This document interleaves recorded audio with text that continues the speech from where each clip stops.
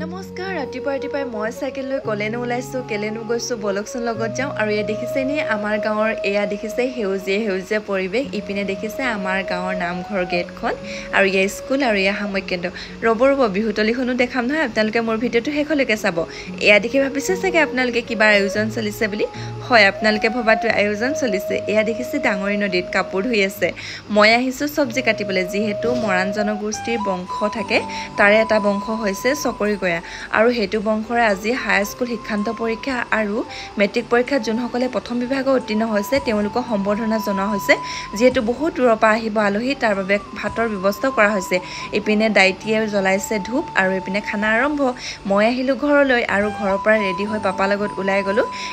আৰু বিহুতলিখন দেখাম বুলিলো যে ইয়া বিহুতলি দেখিছেনে পাৰ্কিংহে অৱস্থা হ'ল আৰু মই প্ৰথম কাৰ্যসূচীটোতে ইয়াত পালোহি এইপিনে দতাহাতী গছ পুলি ৰোপণ কৰি আছে আৰু যিহেতু গাঁৱৰ বয়োজ্যেষ্ঠ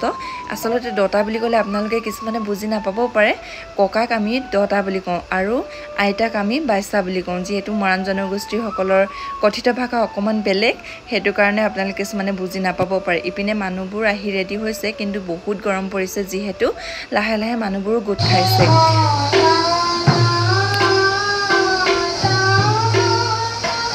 হেয়া ভন্টিয়ে বৰগীত আৰম্ভ কৰাৰ পিছতে আমি দুজনী ওলাই আহিলো আৰু ইয়া দেখিছেনে গছতললৈ আহো বুলি আহিলো কিন্তু ইয়াতো একেই ৰদ বহুত গৰম পৰিছে আৰু ইয়া দেখিছে আমাৰ গাঁৱৰ পৰিৱেশটো আৰু ইয়া আমাৰ গাঁৱৰ নামঘৰৰ গেটখন ইমান ধুনীয়া দেখিছে নহয়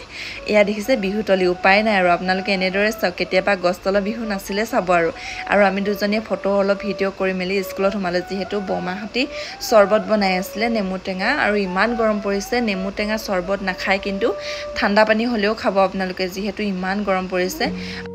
আৰু ইয়া হদিয়া সমষ্টিৰ বিধায়ক বলিন চিতাদেৱো আমাৰ এই অনুষ্ঠান উপস্থিত হয় আৰু ভাষণৰ মাজে মাজে সংগীতৰ পৰিৱেশন কৰে আৰু এই পদ্মনাথ গোহাঁই বৰুৱা কলেজৰ বিতুৰজ ছাৰৰ ভাষণ দুআষাৰ শুনোৱা হওক যে তুমি যিয়ে নকৰা ভৱিষ্যতে হে যি কৰিবা যেহেতু তোমাক কেতিয়াও মহাবিদ্যালয়খনে নিদিয়ে হেতু কিবা তুমি কি পঢ়িলা হে পঢ়াৰ জ্ঞানৰ মূল্য কিনে গতিকে আৰু যেহেতু পেট পূজাটো ইম্পৰ্টেণ্ট আমি দুজনে পেট পূজা কৰিলোঁ কৰাৰ পিছত এইপিনে ভাইটি ভণ্টিসকলে সম্বৰ্ধনা দিবলৈ আৰম্ভ কৰি দিলোঁ আৰু ভিডিঅ' কৰিবলৈ নহ'ল কাৰণ যিহেতু ইয়াতে ব্যস্ত থাকিব লগা হ'ল আৰু মোৰ ভিডিঅ'বোৰ আপোনালোকে শেষলৈকে চোৱাৰ বাবে আপোনালোকক বহুত ধন্যবাদ আৰু মোৰ ভিডিঅ'টো ইয়াতে সামৰণি মাৰিছোঁ বাই